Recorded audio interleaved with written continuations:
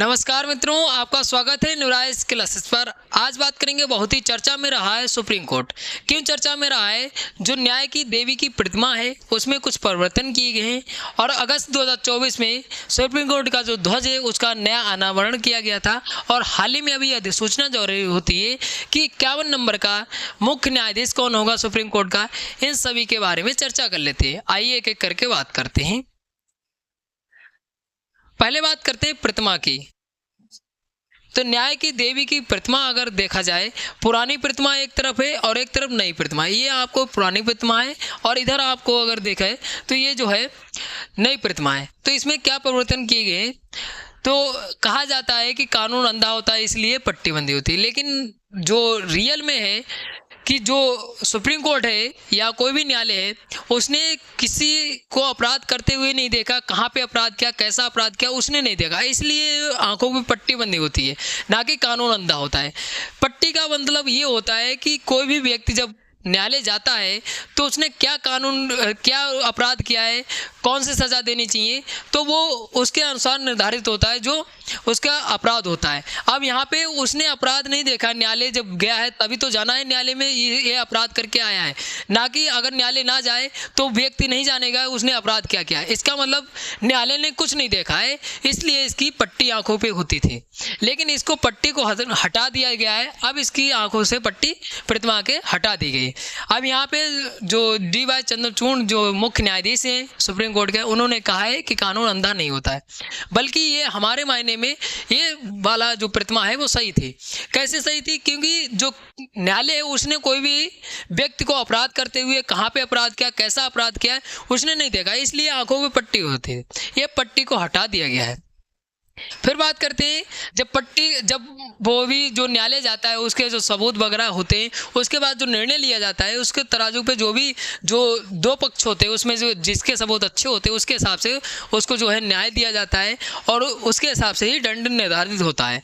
अब दंड निर्धारित करने के लिए तलवार जो प्रतिमा में ली गई थी, अब इस तलवार को भी हटा दिया गया। अब तलवार की जगह पे जो रखा गया वो भारतीय संविधान की बुक है हाथ में। तो याद रखिए, भारतीय संविधान की बुक जो है तलवार के स्थान पे है और प्रतिमा से जो है पट्टी हटा दी गई है, याद रखिएगा। तो यहाँ पे नई प्रतिमा आपको इधर दिख रही होगी, ये नई प्रतिमा है, याद रखिएगा। ये नई प्रतिमा है और ये पुरानी प्रतिमा है, ये पुरानी प्रतिमा है, याद रखिए। तो यहाँ पे आपको पूछा जा सकता है कि जो न्याय की देवी है, जो पुरानी प्रतिमा में जो तलवार थी जो हाथ में, उसके स्थान पे क्या दिया गया? तो भारतीय संविधान की बुक दी गई है। ये प्रतिमा आपको अंतर पूछे जा सकते हैं, याद रखिएगा, ये महत्वपूर्ण बन जाता है प्रतिमा के बारे में। आगे बात करते हैं। फिर बात करते हैं जो सुप्रीम कोर्ट है उसका जो नया ध्वज का अनावरण किया गया था, प्रतीक उसमें जान लेते हैं कौन कौन से प्रतीक हैं। तो यहाँ पे आगे बात करते हैं। तो यहाँ पे अगर बात करें तो यहाँ पे आपको नीले कलर का ध्वज है। पहले बात तो कलर ही पूछा जा सकता है कि नीले कलर का ये जो है सुप्रीम कोर्ट का ध्वज है। इसमें लोगों में कुछ चीज़ें पूछी जा सकती हैं। तो सुप्रीम कोर्ट ऑफ इंडिया ये जो है उसका लोगो में बना है। फिर इसमें लोगो में बात करें तो इसका जो है अशोक चक्र बना है। अशोक चक्र के ठीक नीचे जो है सुप्रीम कोर्ट की बिल्डिंग है। और बिल्डिंग किस पे टिकी हुई है? तो ये बिल्डिंग है जो भारतीय संविधान की बुक है उस पर जो है बिल्डिंग टिकी हुई है। बिल्डिंग के ऊपर अगर देखा जाए तो अशोक चक्र है। तो यहाँ पे लोगो में और नीचे लिखा है अतो धर्मस्य ततो जया, ये वाक्य लिखा है। तो यहाँ पे नीले कलर का ध्वज है और ध्वज में क्या क्या किया गया है और ये ध्वज जो है कब अनावरण किया गया था? तो राष्ट्रीय जिला न्यायालय की समिट होती है नई दिल्ली में, तो वहीं पे जो 31 अगस्त से 2 सितंबर के बीच हुई थी, उसी में जो है इसका नया अनावरण किया गया था जो सुप्रीम कोर्ट का ध्वज है। अब यहाँ पे पूछा जा सकता है कि ये किसने डिज़ाइन किया है? तो राष्ट्रीय फैशन प्रौद्योगिकी संस्थान जो नई दिल्ली का है उसने ये डिज़ाइन किया है। तो याद रखिए ध्वज के बारे में भी और प्रतिमा के बारे में भी। आइए आगे बात करते हैं। अब सुप्रीम कोर्ट की बात आई है तो सुप्रीम कोर्ट जो है भारत का सर्वोच्च क्या है? तो न्यायिक निकाय है, याद रखिए न्यायिक निकाय है। हर ज़िले में बात करें न्यायालय होता है, और अगर बात करें स्टेट लेवल पे भी न्यायालय होते हैं, और जो सर्वोच्च न्यायालय होता है वो नई दिल्ली में, उसमें उसके अलावा कहीं भी न्यायालय नहीं है, और वो सर्वोच्च न्यायिक निकाय है, याद रखिए। उससे अगर कोई भी न्यायालय में जो स्टेट लेवल पे होते हैं या अधीनस्थ न्यायालय होते हैं, उसमें अगर किसी व्यक्ति को उसको न्याय नहीं मिलता तो वो सुप्रीम कोर्ट जा सकता है। तो ये जो है सर्वोच्च न्यायिक निकाय है, याद रखिएगा। अगर बात करें भारतीय संविधान में इसका उल्लेख कहाँ पे मिलता है, तो भारतीय संविधान में इसका उल्लेख मिलता है अनुच्छेद 124 में। अनुच्छेद 124 में ये कहा गया है कि भारत का एक सर्वोच्च न्यायालय होगा। तो भारत का एक सर्वोच्च न्यायालय होगा, ये अनुच्छेद जो है 124 में कहा गया है। अनुच्छेद 124 में ये कहा गया है कि भारत का एक सर्वोच्च न्यायालय होगा। तो अनुच्छेद 124 में भारतीय संविधान में इसका उल्लेख मिलता है। और ये अस्तित्व में कब आया, तो जो संविधान लागू हुआ था 26 जनवरी 1950 को, तब अस्तित्व में आया। अगर बात करें ठीक 2 दिन के बाद 28 जनवरी 1950 को इसका उद्घाटन किया गया था सर्वोच्च न्यायालय का। तो यहाँ पे उद्घाटन की डेट पूछी जा सकती है, तो याद रखिए सर्वोच्च न्यायालय का उद्घाटन ठीक 2 दिन के बाद, जब संविधान लागू हुआ था 26 जनवरी 1950 को, उसके बाद जो है 28 जनवरी 1950 को इसका उद्घाटन किया गया था। तो यहाँ पे उल्लेख कहाँ पे मिलता है भारतीय संविधान में, और उद्घाटन कब होता है, ये पॉइंट जो है महत्वपूर्ण बन जाते हैं।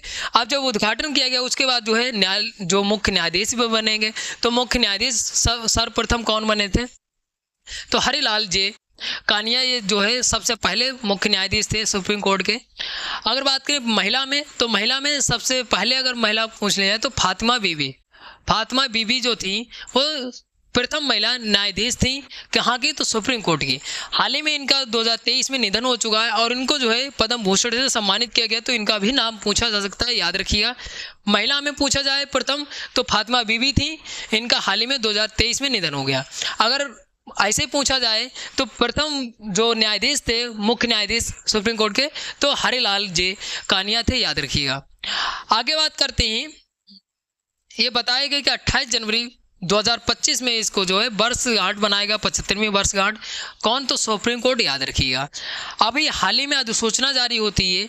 क्या अधिसूचना जारी होती है, तो अधिसूचना ये जारी होती है कि जो 51 नंबर के मुख्य न्यायाधीश होंगे सुप्रीम कोर्ट के, वो कौन होंगे, तो संजीव खन्ना होंगे। संजीव खन्ना जो होंगे मुख्य न्यायाधीश होंगे।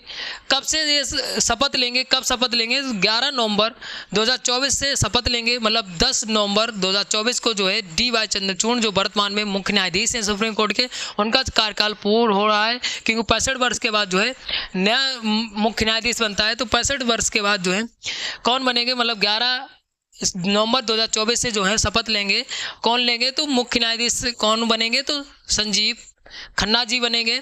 अब यहाँ पे महत्वपूर्ण बन जाता है कि शपथ कौन दिलाता है। तो अगर बात करें मुख्य न्यायाधीश को शपथ जो दिलाता है वो भारत का प्रेसिडेंट दिलाता है, भारत का प्रेसिडेंट दिलाता है। तो इतनी ये सुप्रीम कोर्ट के बारे में बात थी, क्योंकि चर्चा में रहा है इसलिए प्रश्न बनाया जा सकता है करंट में।